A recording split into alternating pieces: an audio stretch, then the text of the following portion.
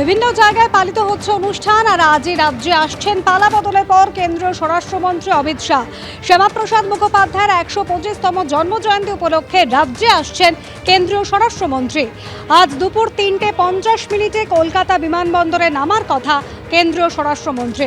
তারপর একাধিক কর্মসূচি রয়েছে তাঁর।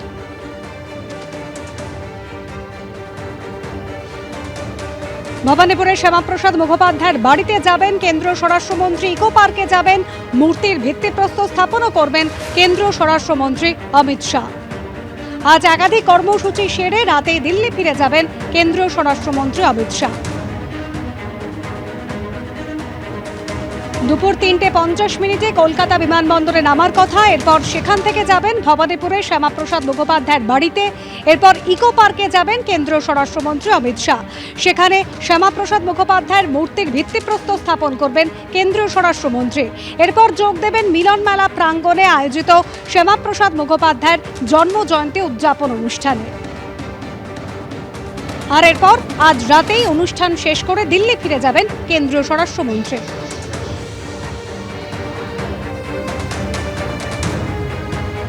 আর আজ ইকো পার্কে প্রাতঃভ্রমণে এসে শ্যামাপ্রসাদ মুখোপাধ্যায়ের ছবিতে মাল্যদান করলেন রাজ্যের পঞ্চায়েত মন্ত্রী দিলীপ ঘোষ। এই উপলক্ষে আজ রাজ্যে আসছেন অমিত শাহ। কেন্দ্রীয় স্বরাষ্ট্রমন্ত্রী অমিত শাহ তিনি আসবেন নিউ টাউনে শ্যামাপ্রসাদ মুখোপাধ্যায়ের ১২৫ ফুট দীর্ঘ মূর্তির ভিত্তিপ্রস্তর স্থাপনের কথাও জানিয়েছেন পঞ্চায়েত মন্ত্রী। আর এই মূর্তি বসাতে খরচ হবে প্রায় ২০০ কোটি টাকা। আমরা ইকো পার্কে ডক্টর শ্যামাপ্রসাদ মুখার্জির জন্মতিথি পালন করলাম। ১২৫তম বর্ষ চলছে ওনার জন্ম। এক পক্ষ কাল ২৩ জুন থেকে ৬ জুলাই ওনার বলিদান দিবস থেকে জন্মতিথি পর্যন্ত এই উৎসব করে আসতাম আমরা।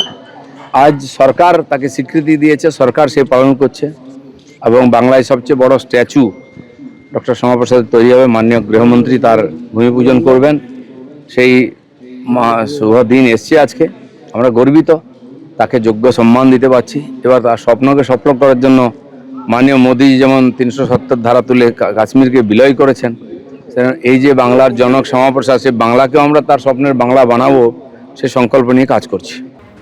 অন্নপূর্ণা যোজনায় যাদের অ্যাকাউন্টে টাকা ঢোকেনি তাদের বিষয়ে খতিয়ে দেখা হবে বলে জানিয়েছেন নারী ও শিশু কল্যাণ দপ্তরের প্রতিমন্ত্রী মালতী রাভা রায়।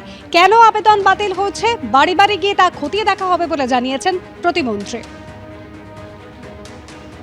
কম সময়ের মধ্যেই আমরা প্রথমে ২৮ লক্ষকে দিয়েছি এবং পরে আমরা ১,৯,০০,০০০কে দিয়েছে ১ জুলাই।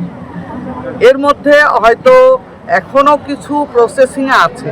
দেখুন, এত বড় কাজ তৃণমূল কংগ্রেস ১৫ বছরে এত দিয়েছে, আর আমরা কিন্তু কয়েক দিনের মধ্যে এতগুলো দিয়েছি। এগুলো যেগুলো প্রসেসিংয়ে আছে, আমরা এসডিও, বিডিও এবং জিপিতে এখন এগুলো এনকোয়ারির কথা বলেছি। কাদের রিজেক্ট হলো, কি রিজনে তাদের রিজেক্ট হলো, সেই নিয়ে আমাদের কালকে একটা ভিসি হয়েছে চিফ সেক্রেটারির সঙ্গে। তারা এখন প্রতি বাড়ি বাড়ি যাদের দেওয়া হয়েছে, এক একটা ডিস্ট্রিক্ট এক একজনকে দায়িত্ব দিয়েছে যে যাদের রিজেক্ট হলো তাদের বাড়ি বাড়ি গিয়ে এনকোয়ারি করবে। এবিপি আনন্দ, এগিয়ে থাকে, এগিয়ে রাখে।